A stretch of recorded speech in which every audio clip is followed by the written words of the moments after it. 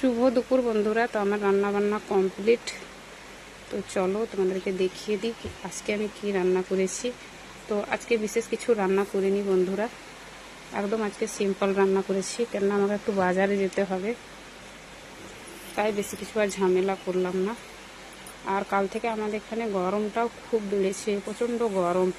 এই গরমের মধ্যে রান্না করতেই ইচ্ছা করছে না, কিন্তু কি করব, পেট আছে, করতে তো হবেই।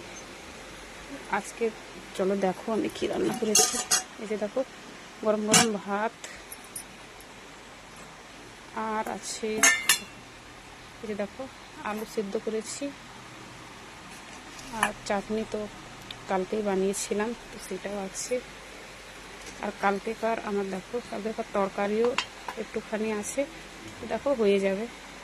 আমি আর ছেলে মেয়ে, তো মেয়ে তো মানে আলু সিদ্ধ আর ডাল পেলে ও আর কিছু চায় না। তো ছেলে খাবে না আলু সিদ্ধ, তো ছেলে আর আমি তরকারিটা খাবো। আর ডাল করেছি দেখো, যে দেখো আজকে ছোলার ডাল বানিয়েছি।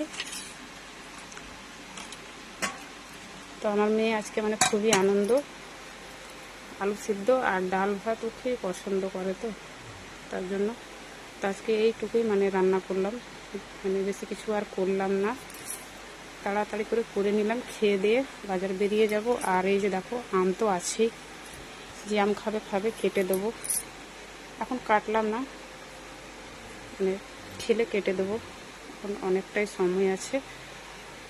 তো বন্ধুরা আমার আজকে মানে এইটুকু মানে সিম্পল রান্না তোমাদেরকে কেমন লাগলো অবশ্যই কমেন্টে জানাবে।